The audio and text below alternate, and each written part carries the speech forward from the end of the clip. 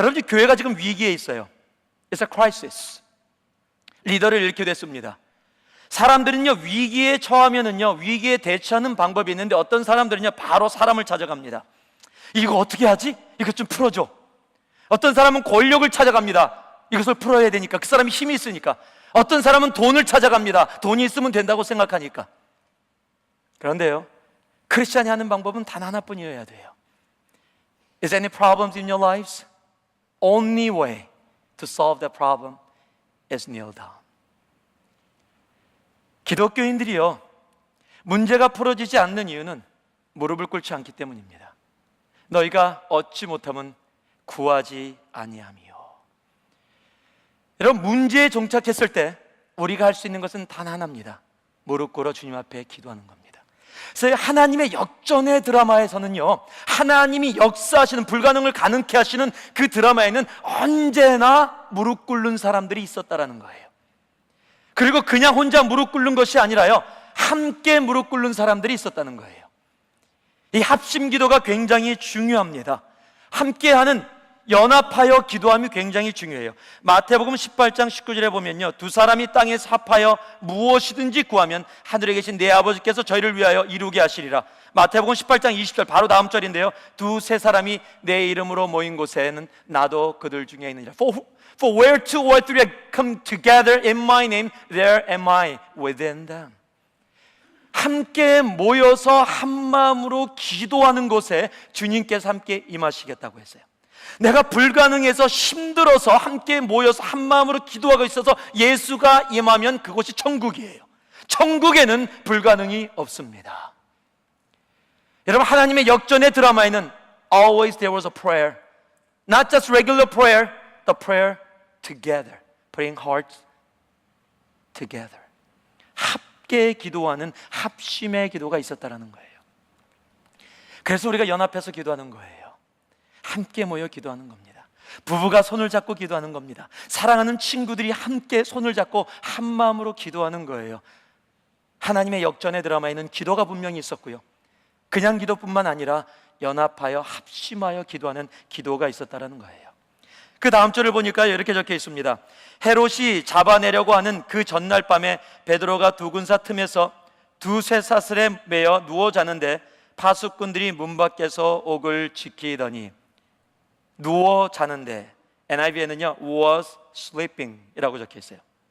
두 번째, 뭐가 있었냐면요, 온전한 믿음이 있었어요. 한번 따라해 보세요. 온전한 믿음이 있었다. 여러분, 믿음이라는 단어 우리 굉장히 많이 듣는데 믿음이 대체 뭐예요? 그냥 외치면 돼요. 주여 믿습니다. 한국 사람이 믿습니다 단어가 참 좋아요. 왜냐하면 우리 한국 사람은요, 발음을 강하게 할 수가 있어요. 믿습니다 할 때 내가 믿는 걸 표현하기 위해서 주여 믿습니다. 영어로 안 돼. I believe 이거 안 돼요. 영어로, 일본말로도 안 돼요. I 신지로 이게 안 돼요 잘. 근데 한국말은 돼요. 믿습니다. 여러분, 그런 믿음이 있는 거예요? Is that the faith? 내가 얼마나 강하게 발음하느냐가 내 믿음을 표현해요? 그렇지 않잖아요. 믿음이 뭐예요 대체? 여러분, 믿음이요, 저는 오늘 이 베드로라고 생각해요. 여러분, 다른 거 생각하지 믿음이 대체 뭐라고 얘기한다면 사도행전 12장 와서 6절에 딱 오세요 그냥. 그리고 이게 믿음입니다. 여러분, 지금 상황을 한번 보세요. 지금 야고보가 죽었고요, 베드로도 죽이려고 가다 놓은 거예요. 여러분, 내일 죽어. 이제 여러분이 감옥에 있어요. You're in prison and you're gonna die tomorrow. Execution. 어떤 방법으로 죽일까? 막 뭐 돌로 때려서 죽일까? 화살로 쏴서 죽일까? 막. 여러분, 내일 죽어. 여러분 어떻게 했어요? 잠 자겠어? 내일 죽는데 자자, 내일 일은 남 몰라요, 그럴 수 있어요? 아마 안 될 거예요. 내일 죽는 나의 마음이 얼마나 힘들겠어요. 그런데 성경은 뭐라고 얘기했는, 헤롯이 잡아내려고 하는 그 전날 밤에, 이제 죽이려고 하는 그 전날 밤에 베드로가 두 군사 틈에서 쇠사슬에 매여 있는데 도망가지 못하게 군사하고 함께 쇠사슬에 묶어놨어요. 쇠사슬에 묶여 있는데, 묶여서 매여서 누워 자는데, 그리고 밖에서도 사람이 지키고 있었어요. 와, 제가 이걸 읽으면서요, 이건 베드로의 성격이 아니에요. 성격 때문에 이렇게 되는 게 아닙니다.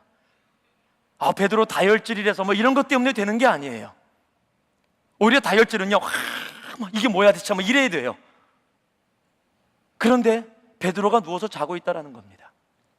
어느 정도로 자고 있냐면은요, 다 우아기 벗고 신발 벗고 허리띠 다 풀러서 편하게 자고 있었어요. 천사가 깨워도 안 일어나니까 발로 차서, 성경이 발로 찼다 그랬는데요, 그냥 천사가 나타나서 그냥 천사는 사람을 깨울 때 발로 찬다, 아니에요. 천사가 딱 나타나서 일어나라 그러면 일어날 거 아니에요. 보통 사람 같으면 빛도 환하게 비칠 텐데, 근데 오죽 깨워서 안 일어나면 얌마 일어나 그러고 발로 찼겠어요, 천사가. 그러니까 한 번 자면은, 이 한 번 자면 업어가도 모른다 뭐 이런 상태로 잠든 것 같아요. 그리고 차서 깨워도 안 일어나니까 빨리 급하게 천사가 급해졌어요. 얼마나 베드로가 느긋했냐면 천사가 급하게 빨리 일어나서 신발 신고 옷 입고 혁띠 매라. 베드로는 정신없어요. 지금 꿈인지 생신인지 모르고 뭐야 이거 그러고 그냥 정신없이 매고 있었어요. 나중에 성경에 보면 다 나와 보니까 천사가 자기 구했다라고 그때 깨달았어, 베드로는. 그 정도로 느긋하게 자고 있었어요. 여러분, 믿음은 바로 이거예요. 그러면 야고보는 죽었잖아요. 여러분 아셔야 돼요. 어저께 동일하게 정말 목숨 걸고 하나님을 향해서 나아가는 사람들이 동일하게 얘기한, 어저께 완대에서도 그 늦은 새벽 1시 반까지 김태일 목사님의 말씀을 통해서 우리가 들었지만요, 뭐라고요? 사명자는 결코 죽지 않는다라는 거예요. 여러분, 믿음은 어디서 나오는지 아십니까? 하나님이 나를 향해서 갖고 있는 사명이 끝났다면 오늘 내가 천국 갈 거고요, 그 사명이 내가 끝나지 않았다면 어떠한 핍박이 나에게 와도 내가 지금 죽을 수밖에 없는 상황이라 하더라도 나는 죽을 수 없다라는 거예요. 왜? 하나님이 죽이지 않으시면 세상 사람은 결코 나를 죽일 수 없기 때문이에요. 여러분, 그게 믿음이에요. 왜 믿음을 못 갖는지 알아요? 내가 이 땅 가운데 왜 살고 있는지를 모르기 때문이에요. 하나님이 나를 통해서 무엇을 이루려고 하는 그 사명을 깨닫지 못하고 있기 때문에 Why am I here? I don't know. I'm in trouble and pressures and hardships. Wow, I'm in prison right now. I'm gonna die tomorrow because we don't know why we are living in this world. 그러나 내가 사명을 알고 있으면은요, 내가 사명이 끝났다면 그것이 오늘이든 내일이든 내가 주님 앞에 갈 거고요, 사명이 안 끝났다면 내가 지금 죽을 것 같은 상황 속에서도 I cannot die because He won't let me. 주님께서 그렇게 안 하시니까요. 여러분, 그게 믿음이에요. 여러분, 그게 믿음이에요. 왜 역경 가운데 울고 힘들어하고 나 죽을 것 같아요, 상황이 이래요, 왜 하나님 나를 돌보지 않으세요? 여러분, 그렇게 하나님께 컴플레인하기 전에 내 삶의 방향이 어딘지, 내가 정말 사명을 갖고, 여러분, 사명이라 그래서 맨날 나는 아프리카에 갑니다, 뭐 아프가니스탄 갑니다, 여러분, 그게 사명이 아니에요. 전부 다 아프리카 가면 여기서 누가 예배 드리겠어요? 여기서도 예배도 드리잖아요. 아픈 사람 치료할 의사도 필요하잖아요. 세금해 주실 CPA도 필요하잖아요. 여러분, 사명이란 것은 내가 아프리카 가느냐 안 가느냐, 선교사로 가느냐 안 가느냐, 목사가 되느냐 안 되느냐의 문제가 아니라 내가 이 땅 가운데 하나님이 왜 이곳에 나를 보내셨고 나를 왜 살게 하시며 무엇 때문에 나를 이곳에 있게 하셨는가를 깨닫고 하는 거예요.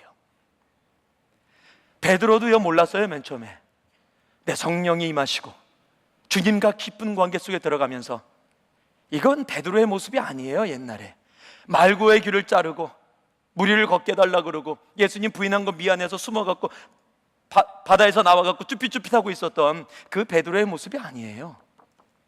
왜요? 이제 성령 안에서 그가 왜 살아야 되는지 사명을 온전히 깨달았기 때문입니다. 그래서 사명을 깨닫고 아는 사람들은요, 온전한 믿음을 가지고 역경 가운데도 느긋하게 잘 수가 있어요. 아주 느긋합니다. 근데 이 말씀을 읽으면서 나는 어떨까?